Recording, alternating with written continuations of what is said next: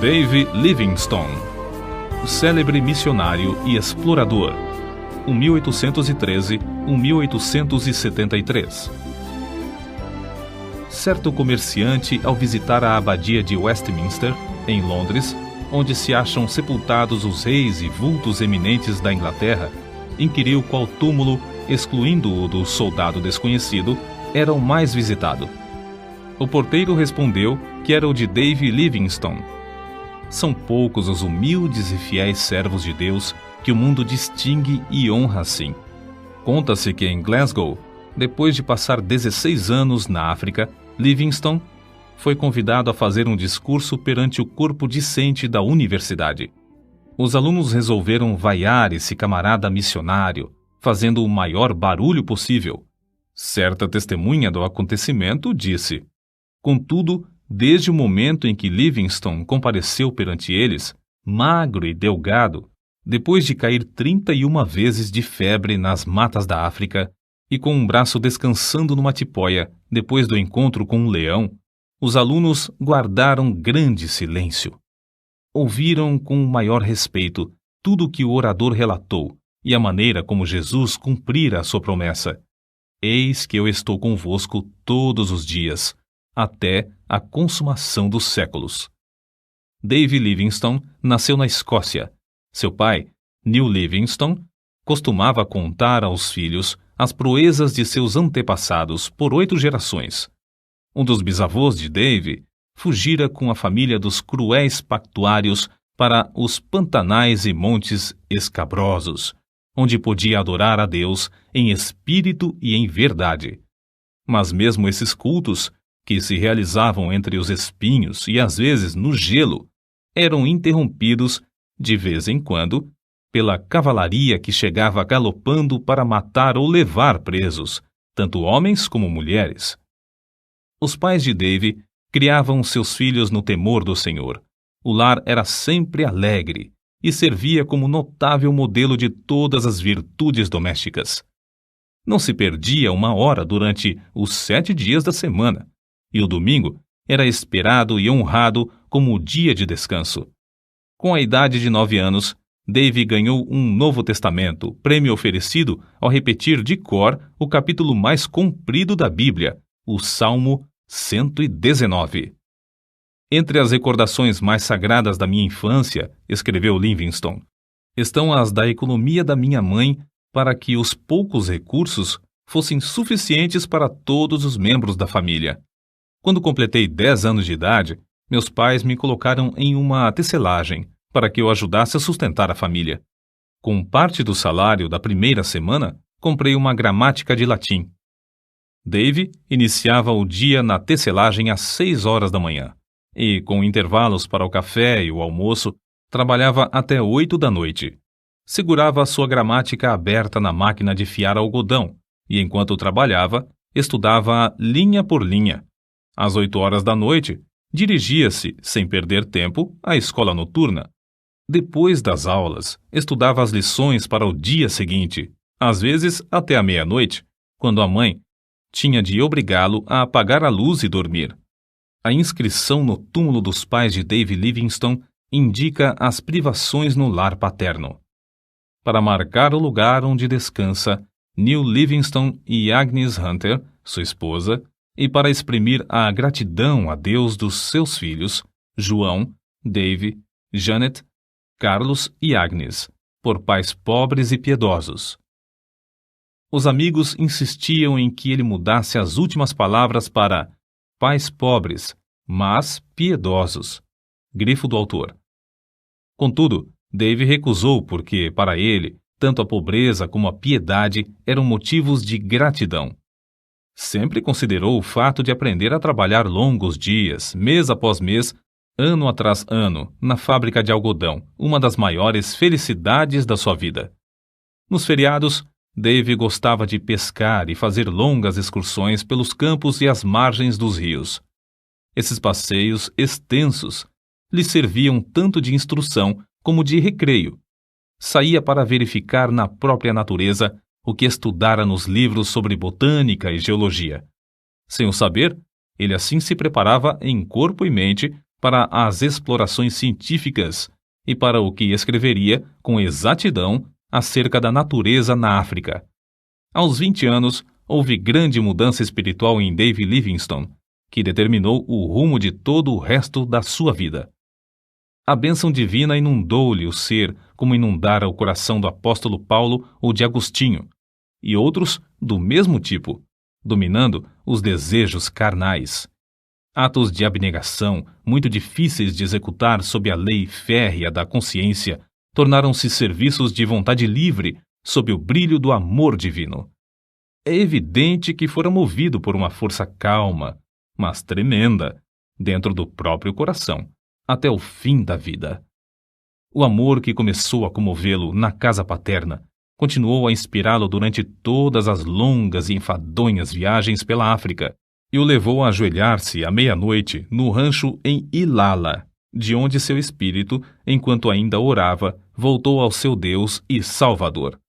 Dave, desde a infância, ouvia falar de um missionário valente na China, cujo nome era Gutslav. Nas suas orações, à noite, ao lado de sua mãe, orava por ele. Com a idade de 16 anos, Dave começou a sentir desejo profundo de fazer conhecido o amor e a graça de Cristo, aqueles que jaziam em densas trevas, e resolveu firmemente, no coração, dar também sua vida como médico e missionário ao mesmo país, a China. Ao mesmo tempo, o professor da sua classe da escola dominical, Dave Hogg, o aconselhava: Ora, moço, faça da religião o motivo principal da sua vida cotidiana, e não uma coisa inconstante, se quer vencer as tentações e outras coisas que o querem derribar. E Dave assentou no seu coração dirigir sua vida por essa norma. Ao completar 9 anos de serviços na fábrica, foi promovido a um trabalho mais lucrativo. Conseguiu concluir seus estudos, recebendo o diploma de licenciado da Faculdade de Médicos e Cirurgiões de Glasgow, sem ter recebido um tostão de auxílio de alguém. Se os crentes não o tivessem aconselhado a que falasse à Sociedade Missionária de Londres acerca de enviá-lo como missionário, ele teria ido por seus próprios esforços, declarou Livingstone mais tarde. Durante todos os anos de estudo para ser médico e missionário, sentia-se dirigido para trabalhar na China. Certa vez, numa reunião, ouviu o discurso de um homem de barba comprida e branca, alto, robusto e de olhos bondosos e penetrantes, chamado Roberto Moffat. Esse missionário voltara da África a um país misterioso, cujo interior era então desconhecido. Os mapas desse continente tinham no centro enormes espaços em branco, sem rios e sem serras. Falando a respeito da África, Moffat disse a Dave Livingstone: há uma vasta planície ao norte, onde tenho visto, nas manhãs ensolaradas, a fumaça de milhares de aldeias, onde nenhum missionário ainda chegou. Comovido ao ouvir falar em tantas aldeias sem o Evangelho e sabendo que não podia mais ir à China por causa da guerra que havia naquele país, Livingstone respondeu: irei imediatamente para a África. Com isso, os irmãos da missão concordaram, e Dave voltou ao humilde lar em Blantyre, para se despedir dos pais e irmãos. Às 5 horas da manhã do dia 17 de novembro de 1840, a família se levantou. Dave leu os Salmos 121 e 135 com eles. O sol não te molestará de dia e nem a lua de noite. O Senhor guardará a tua entrada e a tua saída, desde agora e para sempre. Essas palavras ficaram gravadas no seu coração e o fortaleceram quando teve de suportar calor e perigos durante os longos anos vividos mais tarde na África. Depois de orarem, despediu-se da sua mãe e irmãs e andou a pé, com seu pai, que o acompanhou até Glasgow.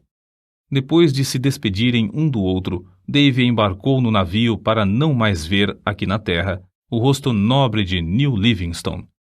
A viagem de Glasgow ao Rio de Janeiro e, por fim, à cidade do Cabo, na África, durou 3 meses. Mas Dave não desperdiçou seu tempo. O comandante se tornou seu amigo íntimo e ajudou-o a preparar os cultos nos quais Dave pregava aos tripulantes do navio. O novo missionário aproveitou também a oportunidade para, estando a bordo, aprender a usar o sextante, e saber exatamente a posição do navio, observando a lua e as estrelas. Essa ciência lhe foi mais tarde de incalculável valor para orientar-se nas viagens de evangelização e exploração do imenso interior desconhecido, do qual subia a fumaça de 1000 vilas sem missionário. Da cidade do Cabo, a viagem de 190 léguas foi feita aos solavancos, num carro de boi, através de campos incultos. A viagem durou 2 meses até chegar em Curumã, onde devia esperar o regresso de Roberto Moffat. Desejava estabelecer-se em um lugar 50 a 60 léguas mais para o norte de qualquer outro em que houvesse obra missionária. Para aprender a língua e os costumes do povo, nosso pioneiro passava o tempo viajando e vivendo entre os indígenas. O seu boi de sela passava a noite amarrado, enquanto ele assentava-se com os africanos ao redor do fogo, ouvindo as lendas dos seus heróis. Livingstone, por sua vez, contava-lhes as preciosas e verdadeiras histórias de Belém, da Galiléia e da Cruz. Não parou com os estudos enquanto viajava, fazendo mapas dos rios e serras do território percorrido. Em uma carta a um amigo, escreveu que descobrira 32 qualidades de raízes comestíveis e 43 espécies de fruteiras que davam no deserto sem serem cultivadas. Do ponto que havia alcançado, faltavam-lhe apenas 10 dias de viagem para chegar ao grande lago Ngami, que só descobriu 7 anos depois. De Curumã, o missionário, licenciado da Faculdade de Médicos e Cirurgiões de Glasgow, escreveu a seu pai: "Tenho uma clientela grande. Há pacientes aqui que andaram mais de 60 léguas para receber tratamento médico. Esses, ao regressarem, enviarão outros para o mesmo fim." Estabeleceu a sua primeira missão no lindo vale de Mabotsa, na terra de Bacarla. Em uma carta escrita de Curumã, Livingstone assim descreveu o local que escolhera para centro de evangelização. Está situado em um anfiteatro de serras que se intitula Mabotsa, isto é, ceia de bodas. Que Deus nos ilumine com a sua presença, para que, por intermédio de servos tão fracos, muito povo ache entrada para a ceia das bodas do Cordeiro. Foi em Mabotsa que teve o histórico encontro com um leão. Acerca disso, escreveu Dave: "Ele saltou e me alcançou o ombro. Ambos fomos ao chão. Rosnando horrivelmente perto do meu ouvido, sacudiu-me como um cão faz a um gato. Os abalos que me deu o animal produziram-me um entorpecimento igual ao que deve sentir um rato depois da primeira sacudidela que lhe dá o gato. Atacou-me uma espécie de adormecimento em que não senti dor nem sensação de temor.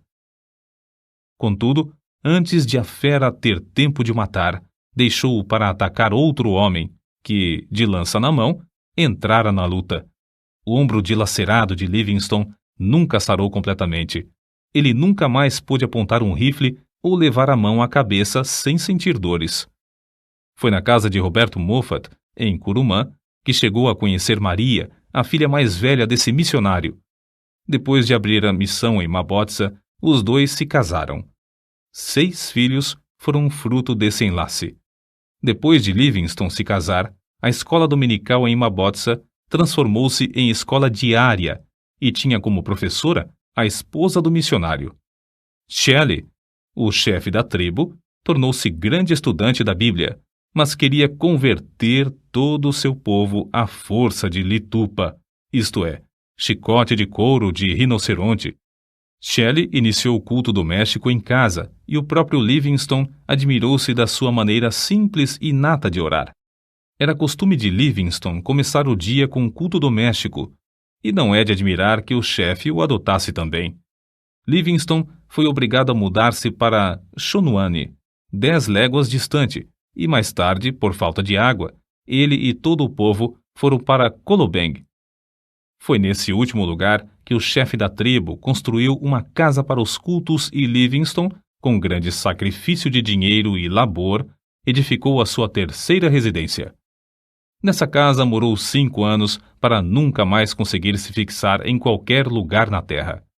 Acerca do trabalho nesse lugar, assim se expressou: Aqui temos um campo muitíssimo difícil de cultivar. Se não confiássemos que o Espírito Santo opera em nós, desistiríamos em desespero. Através do deserto de Kalahari, chegavam boatos de um grande lago e de um lugar chamado Fumaça Barulhenta, o que ele julgava ser uma grande cachoeira. As secas o oprimiam tanto em Kolobeng que Livingstone resolveu fazer uma viagem de exploração a fim de achar um lugar mais ideal para estabelecer a sua missão. Assim, em 1º de junho de 1849, com o chefe da tribo, seus guerreiros, 3 brancos e sua família, saíram para atravessar o grande deserto de Kalahari. O guia do grupo, o Homotobi, conhecia o segredo de subsistir no deserto, cavando com as mãos e chupando a água debaixo da areia por meio de um canudo. Depois de viajarem muitos dias, chegaram ao rio Zouga. Ao inquirir os indígenas, estes o informaram de que o rio tinha nascente em uma terra de rios e florestas. Livingstone ficou convicto de que o interior da África não era um grande deserto como o mundo de então supunha, e o seu coração ardia com o desejo de achar uma via fluvial. Assim, outros missionários poderiam ir para o interior do continente com a mensagem de Cristo. A perspectiva, escreveu ele, de achar um rio que dê entrada a uma vasta, populosa e desconhecida região aumentou constantemente desde então. Aumentou tanto que, quando por fim chegamos ao Grande Lago, esse importante descobrimento em si mesmo parecia de pouca monta. Foi em 1º de agosto de 1849 que o grupo atingiu o Lago Ngami. Tão grande é esse lago que, de uma margem, não se avista a margem oposta. Sofreram longos dias de cruciante sede sem obter uma gota d'água, mas venceram todas as dificuldades. O curioso é que descobriram o Ngami enquanto outros exploradores mais bem equipados, mas menos persistentes, haviam falhado. As notícias do descobrimento foram comunicadas à Royal Geographical Society, o que lhe votou numa bela recompensa de 25 guinéus, por ter descoberto uma importante terra, um importante rio e um grande lago. O grupo teve de voltar a Kolobeng. Depois de alguns meses, porém, iniciou novamente viagem para o Lago Ngami. Não queria separar-se da sua família e levou-a em um carro de boi. Mas, ao alcançar o rio Zouga, os filhos foram atacados pela febre e ele teve de voltar com a família. Nasceu-lhe uma filha, que morreu logo de febre. Livingstone, contudo, ficou mais firme do que nunca na sua resolução de achar um caminho para levar o evangelho ao interior da África. Depois de descansar alguns meses com a família, na casa de seu sogro em Kurumã, saíram com o propósito de achar um lugar saudável onde pudessem estabelecer uma missão mais para o interior. Foi nessa viagem, em junho de 1851, que descobriu o maior rio da África Oriental, o Zambezi, rio do qual o mundo de então nunca ouvira falar. No seguinte trecho que Livingstone escreveu, descobre-se algo do que tinham de sofrer nessas viagens. Um dos assistentes desperdiçou a água que levávamos no carro e à tarde tínhamos apenas um restinho para as crianças. Passamos a noite angustiados e, na manhã seguinte, quanto menos havia de água, tanto mais aumentava a sede das crianças. O pensamento de elas perecerem diante de nossos olhos nos perturbava. Na tarde do 5º dia, sentimos grande alívio quando um dos homens voltou trazendo tanto desse líquido como jamais antes havíamos pensado. Livingstone, convicto de que era a vontade de Deus que saísse para estabelecer outro centro de evangelização, e com indômita fé de que o Senhor supriria todo o necessário para cumprir a sua vontade, avançava sem vacilar. Depois de descobrir o rio Zambezi, Livingstone veio a saber que os lugares saudáveis eram sujeitos a serem saqueados em qualquer tempo por outras tribos. Só nos lugares infestados de doença e febre é que se achavam tribos específicas. Resolveu, portanto, enviar a esposa para descansar na Inglaterra enquanto ele continuava as suas explorações, a fim de estabelecer um centro para a obra de evangelização. via-se forçado a estabelecer tal centro porque os boeres holandeses invadiam o território e, além de roubar as terras e o gado dos indígenas, punham em prática um regime da mais vil escravatura. Livingstone enviou crentes fiéis para evangelizar os povos em redor, mas os boeres acabaram com essa obra, matando muitos dos indígenas e destruindo todos os bens que o missionário possuía em Colobeng. Diante desse quadro, o obreiro levou sua família para a cidade do Cabo, de onde seus queridos embarcaram em um navio para a Inglaterra. Nesse tempo, quando Deus suprira todo o necessário para que a família voltasse à terra natal, declarou: Ó amor divino, eu não te amo com a força, a profundidade e o ardor que convém. A separação da família causou-lhe profunda mágoa, mas dirigiu o rosto heroicamente de novo a socorrer as infelizes tribos do interior da África. Havia 3 motivos que o aconselhavam a fazer uma viagem de exploração. Primeiro, queria achar um lugar para residir com a família entre os Barotses e evangelizá-los. Segundo, a comunicação entre o território dos Barotses e a cidade do Cabo era muito demorada e difícil, e ele queria descobrir um caminho para um porto mais próximo.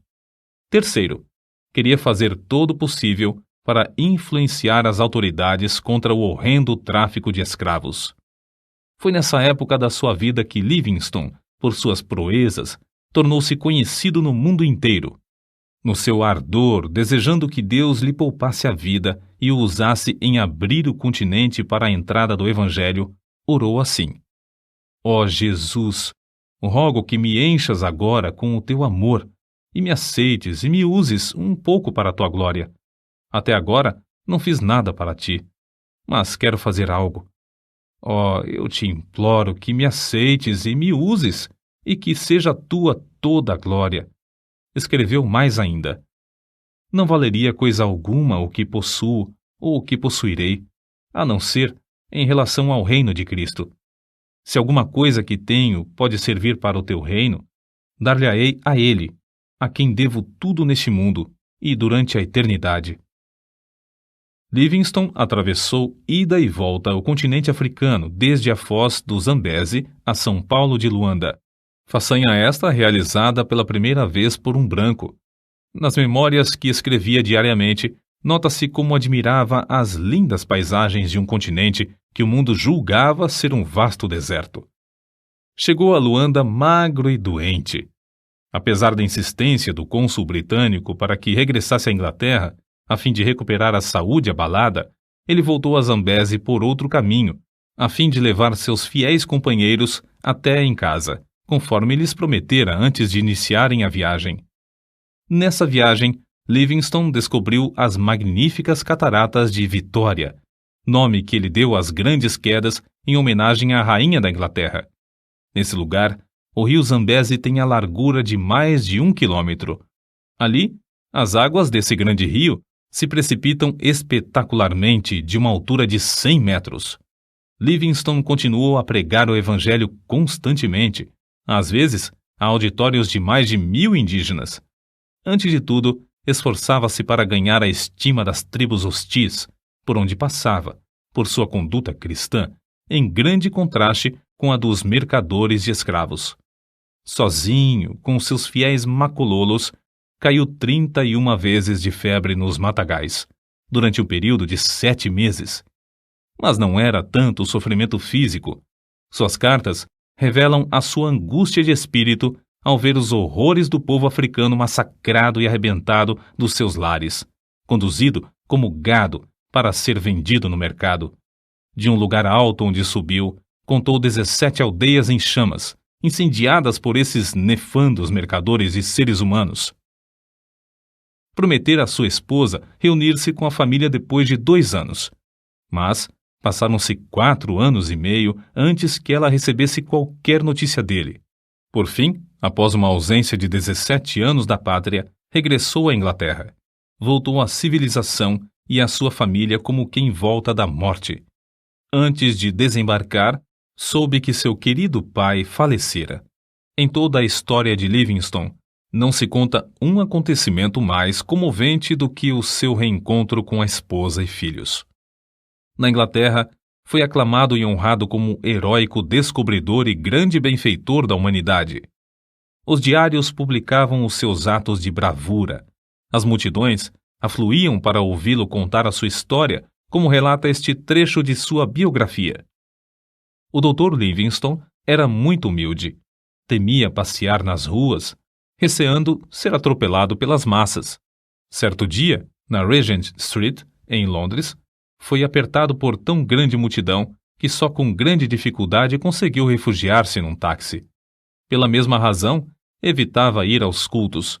Certa vez, desejoso de assistir ao culto, meu pai persuadiu a ocupar um assento debaixo da galeria, em um lugar não visível ao auditório. Mas foi descoberto e o povo passou por cima dos bancos para cercá-lo e apertar-lhe a mão. Uma das muitas coisas que levou a efeito, enquanto na Inglaterra, foi a de escrever seu livro. Viagens Missionárias alcançou enorme circulação e produziu mais interesse da questão africana do que qualquer movimento anterior. Em março de 1858, com a idade de 46 anos, Livingstone, acompanhado de sua esposa e filho mais novo, Osvaldo, embarcou novamente para a África. Deixando os dois na casa do sogro, o missionário Moffat, Livingstone continuou as suas viagens. No ano seguinte, descobriu o lago Nyassa. Recebeu também uma carta da esposa da casa de seus pais em Curumã, informando-o do nascimento de mais uma filha. A menina já estava há quase um ano no mundo quando o pai soube do seu nascimento. As explorações dos rios Zambeze, Tete e Shire e do lago Nyassa foram feitas com o propósito de saber quais os pontos mais estratégicos para a evangelização, e missionários foram enviados da Inglaterra para ocupar esses lugares. Em 1862, a esposa reuniu-se a ele novamente e acompanhava-o nas viagens, mas 3 meses depois faleceu, vítima da febre, e foi enterrada em uma encosta verdejante na margem do rio Zambeze. No seu diário, Livingstone assim escreveu: Chorei-a porque merece as minhas lágrimas. Amei-a ao nos casarmos, e quanto mais tempo vivíamos juntos, tanto mais a amava. Que Deus tenha piedade dos filhos. Um dos maiores obstáculos que Livingstone enfrentou na obra missionária foi o terror dos indígenas ao verem o rosto de um homem branco. Não era para menos, se considerarmos suas atrocidades. Aldeias inteiras em ruínas, fugitivos escondendo-se nos campos de alto capim, sem nada terem para comer, centenas de esqueletos e cadáveres insepultos, comboios de homens e mulheres algemados aos troncos, seguros pelo pescoço, conduzidos aos portos. É difícil concebermos a magnitude da desolação criada por homens cruéis que participavam do tráfico de escravos. Esses homens tentavam, também, com ódio cruel e arte diabólica, terminar com a obra de Livingstone. Finalmente conseguiram, por meio da política do seu país, induzir a Inglaterra a chamá-lo de volta à sua terra. Foi assim que Livingstone chegou de novo à sua pátria depois de uma ausência de cerca de 8 anos.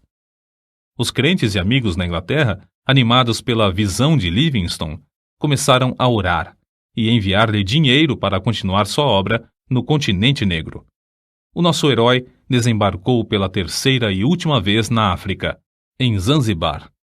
Na expedição que iniciou em Zanzibar, descobriu os lagos Tanganica, 1867, Moero, 1867 e Bangueolo, 1868. Passou 5 longos anos explorando as bacias desses lagos. A oração e a palavra de Deus foram o seu sustento espiritual durante esses anos de provações, que sofria por parte dos negociantes de escravos. Resolveu, então, fazer o possível para descobrir as nascentes do rio Nilo e solver um problema que durante milhares de anos havia zombado dos geógrafos. Sabia que se descobrisse as nascentes do famoso Nilo, o mundo todo lhe daria ouvidos acerca da chaga aberta na África, o comércio de escravos. É interessante conhecer o que ele escreveu. O mundo acha que busco fama, porém, eu tenho uma regra, isto é, Não leio coisa alguma sobre os elogios que me fazem. Ele sabia que, ao findar a escravatura, o continente se abriria para deixar entrar o Evangelho. Durante os longos intervalos de tempo em que uma carta e outra era recebida na Inglaterra, vindas do coração da África, circularam boatos de que Livingstone morrera. Não só os homens que traficavam escravos queriam matá-lo, mas também muitos dos próprios indígenas, por não acreditarem existir um homem branco que fosse amigo de coração. Ele mesmo contou muitos fatos relacionados às ciladas na terra do Maniuema para o matarem. Nesse lugar, ele escreveu no seu diário: "Li toda a Bíblia 4 vezes, enquanto estive em Maniuema. Na solidão, achou grande conforto nas Escrituras. Reconhecia sempre a possibilidade de perecer nas mãos dos inimigos, mas sempre respondia à insistência dos amigos com esta pergunta: não pode o amor de Cristo constranger o missionário a ir onde a traficância leva o mercador de escravos?" Pela primeira vez, nas milhares de léguas que caminhou, os pés do pioneiro falharam. Obrigado a ficar algum tempo em uma cabana, todos os seus companheiros o abandonaram, à exceção de 3 que permaneceram com ele. Reduzido a pele e ossos por causa da grave doença que sofrera em Maniuema, por fim, chegou a Ujiji. Não tinha recebido cartas havia 2 anos e esperava receber também as provisões que enviara para lá. Contudo, as cartas não haviam chegado. Com o corpo enfraquecido e destituído de roupas e alimentos, veio a saber que lhe tinham roubado tudo. Nessa situação, ele escreveu: "Na minha pobreza, senti-me como o homem que, descendo de Jerusalém a Jericó, caiu nas mãos de ladrões. Não tinha esperança de que sacerdotes, levitas ou o bom samaritano viessem em meu socorro. Entretanto, quando minha alma se achava mais abatida, o bom samaritano já estava bem perto de mim." O bom samaritano era Henrique Stanley, enviado pelo New York Herald devido à insistência de muitos milhares de leitores desse jornal, pois queriam saber ao certo se Livingstone ainda vivia, ou, no caso de ter morrido, para trazer seu corpo. Stanley passou o inverno com Livingstone, mas este recusou-se a ceder aos apelos do jornalista para que voltasse à Inglaterra. Livingstone podia voltar e descansar entre amigos, com todo o conforto, mas preferiu ficar e realizar seu anelo de abrir o continente africano ao Evangelho. A sua última viagem foi para Luapula, pois desejava verificar se esse rio era a nascente do Nilo ou do Congo. Nessa região, chovia incessantemente. Livingstone sofria dores atrozes. Dia após dia, tornava-se-lhe mais e mais difícil caminhar. Foi então carregado pela primeira vez pelos fiéis companheiros Suzy Schumann e Jacob Wainwright, todos indígenas. No seu diário, as últimas notas que escreveu dizem: "Cansadíssimo fico. Recuperada a saúde. Estamos nas margens do Mililamo."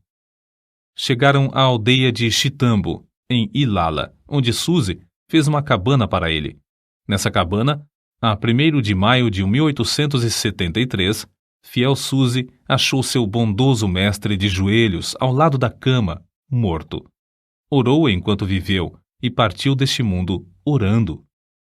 Os 2 fiéis companheiros, Suzy e Schumann, enterraram o coração de Livingstone debaixo de uma árvore em Chitambo, secaram e embalsamaram o corpo e o levaram até a costa, viagem que durou alguns meses e exigiu que passassem pelo território de várias tribos hostis.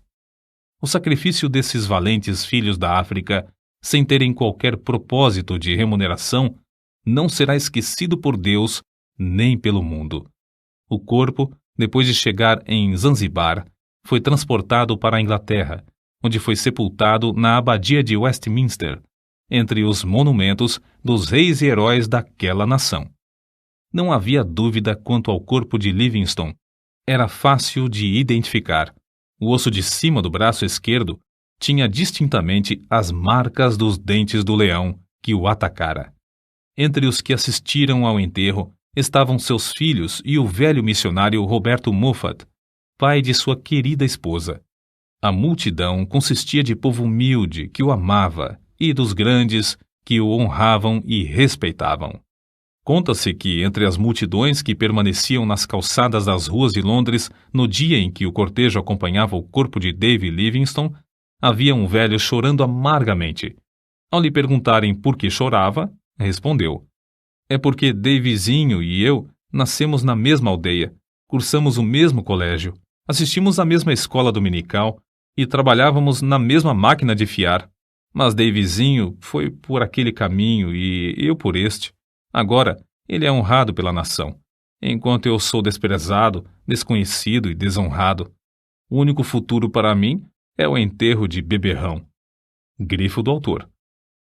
Não é somente o ambiente, mas as escolhas feitas na mocidade são o que determinam o destino de alguém. Não só aqui no mundo, mas para toda a eternidade. Quando Livingstone falou aos alunos da Universidade de Cambridge, em 1857, disse: "Por minha parte, nunca cesso de me regozijar por Deus ter me apontado para tal ofício. O povo fala do sacrifício de eu passar tão grande parte da vida na África. Será sacrifício pagar uma pequena parte da dívida, dessa dívida que nunca poderemos liquidar, do que devemos ao nosso Deus? É sacrifício aquilo que traz a bendita recompensa de saúde, o conhecimento de praticar o bem, a paz de espírito e a viva esperança de um glorioso destino? Longe esteja tal ideia. Digo com ênfase: não é sacrifício. Nunca fiz sacrifício. Não devemos falar dos nossos sacrifícios ao nos lembrarmos do grande sacrifício que fez aquele que desceu do trono de seu Pai, nas alturas, para se entregar por nós. Se Livingstone não tivesse adoecido, teria descoberto as nascentes do Nilo. Durante os 30 anos que passou na África, nunca se esqueceu do seu alvo principal, que era levar Cristo aos povos desse obscuro continente. Todas as viagens que realizou foram viagens missionárias. Gravadas no seu túmulo podem ser lidas estas palavras: "O coração de Livingstone jaz na África, seu corpo descansa na Inglaterra, mas sua influência continua."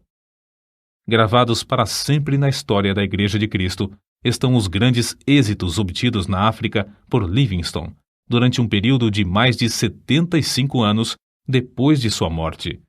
Êxitos inspirados, em grande parte, pelas orações e persistência desse eminente servo de Deus, que foi fiel até a morte.